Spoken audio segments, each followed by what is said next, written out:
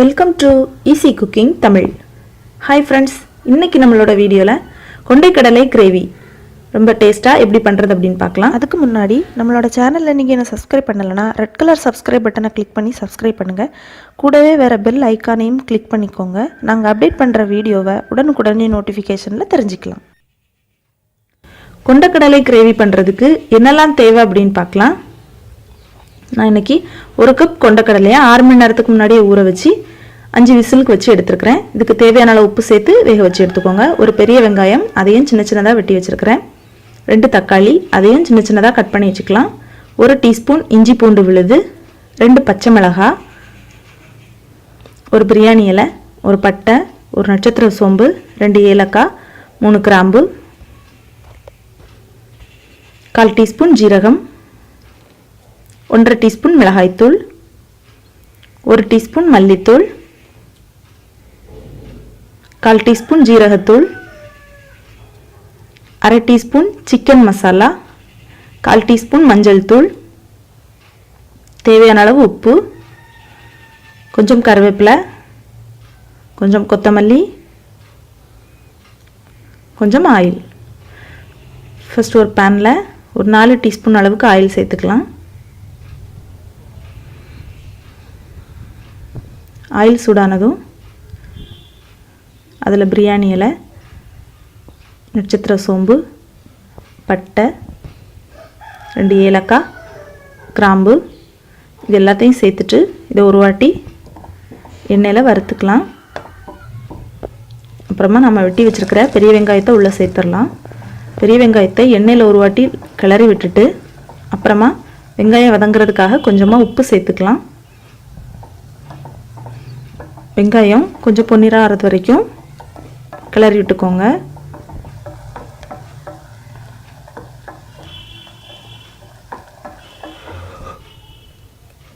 இப்போ வெங்காயம் நல்லா வதங்கிருச்சு. இந்த டைமில் நம்ம இஞ்சி பூண்டு பேஸ்ட் ஆட் பண்ணிக்கலாம். இஞ்சி பூண்டு பேஸ்ட்டுடைய பச்சை வாசம் போகிற வரைக்கும் இதை கிளறி விட்டுக்கலாம்.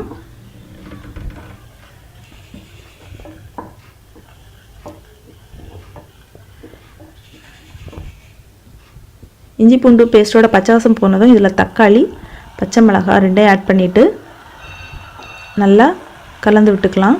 தக்காளி நல்லா குழையிற அளவுக்கு வேகணும். இதை நல்லா கிளறி விட்டுக்கலாம்.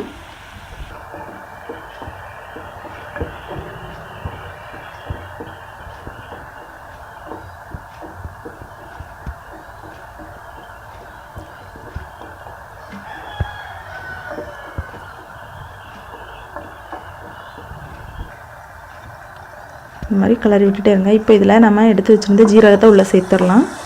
அதையும் சேர்த்துட்டு ஒரு 2 நிமிஷம் இதை நல்லா கிளறி விட்டுக்கலாம்.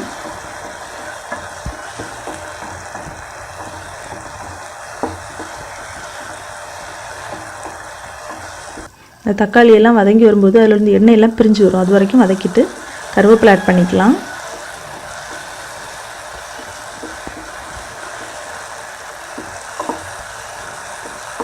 கருவேப்பிலை ஒரு வாட்டி நல்லா கலந்து விட்டுட்டு இனி நாம் இதில் மசாலாவை ஆட் பண்ண வேண்டியது தான்.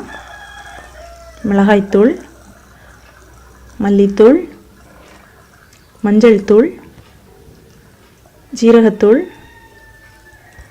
அப்புறமா சிக்கன் மசாலா. நம்ம சிக்கன் மசாலா சேர்க்குறதுனால இதோடைய வாசனையும் டேஸ்ட்டும் ரொம்பவே சூப்பராக இருக்கும். இதை கிளறி விட்டுக்கலாம். மசாலா சேர்த்த உடனே அடி பிடிக்கிற மாதிரி இருந்துச்சுன்னா நீங்கள் கொஞ்சமாக 1 டீஸ்பூன் அளவுக்கு ஆயில் சேர்த்துக்கோங்க. தண்ணி இப்போ ஆட் பண்ண வேண்டாம். ஏன்னா அந்த எண்ணெயிலே மசாலா நல்லா வதங்கினா தான் டேஸ்ட்டு சூப்பராக இருக்கும்.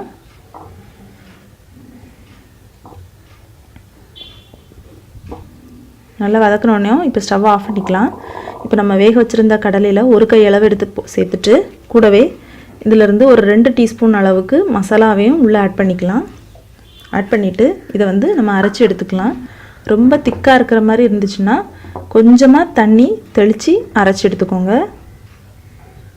இனி ஸ்டவ் ஆன் பண்ணிவிட்டு நம்ம அரைச்சி வச்சுருக்கிறத கடலையும் மசாலாவையும் சேர்த்து அரைச்சி வச்சதை உள்ளே சேர்த்துட்டு கொஞ்சமாக தண்ணியும் உள்ளே சேர்த்துக்கலாம். இதை நல்லா மிக்ஸ் பண்ணி நல்லா கலந்து விட்டுருங்க.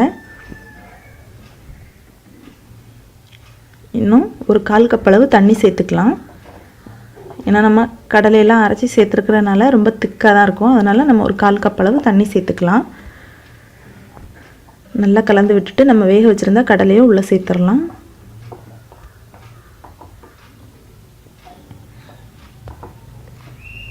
நல்லா மிக்ஸ் பண்ணி விட்டுக்கோங்க. இனி கிரேவிக்கு தேவையான அளவு உப்பு சேர்த்துக்கலாம்.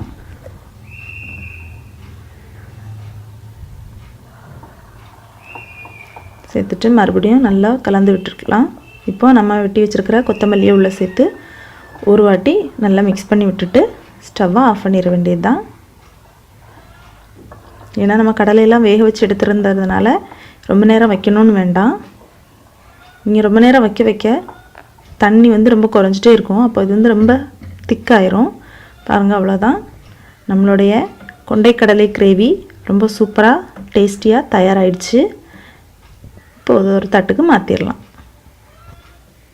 பாருங்கள் எந்த அளவுக்கு இது திக்காக இருக்குது பாருங்கள். சாப்பிட்றதுக்கு அவ்வளோ சூப்பராக இருக்கும். நீங்கள் இதை சப்பாத்தி, தோசை, இட்லி எல்லாத்துக்குமே தொட்டு சாப்பிட்லாம். சாதத்துக்கு கூட நீங்கள் இதை வந்து கூட்டு மாதிரி வச்சு சாப்பிட்லாம். அவ்வளோ சூப்பராக இருக்கும். ஏன்னா இது வந்து தண்ணி மாதிரிலாம் இருக்காது. நம்ம கொண்டக்கடலையும் மசாலாவையும் சேர்த்து அரைச்சதுனால அரப்பு மாதிரி சூப்பராக இருக்கும் சாப்பிட்றதுக்கு. நீங்களும் இதை வீட்டில் ட்ரை பண்ணி பாருங்கள். இந்த வீடியோ உங்களுக்கு பிடிச்சிருந்தா லைக் பண்ணுங்கள். இந்த வீடியோவை மறக்காமல் உங்கள் ஃப்ரெண்ட்ஸுக்கு ஷேர் பண்ணுங்கள். எங்களுடைய சேனலை சப்ஸ்கிரைப் பண்ண மறந்துடாதீங்க. மேலும் இந்த வீடியோ பற்றின உங்களோட கமெண்ட்ஸை கமெண்ட் பாக்ஸில் டைப் பண்ணுங்கள். நன்றி.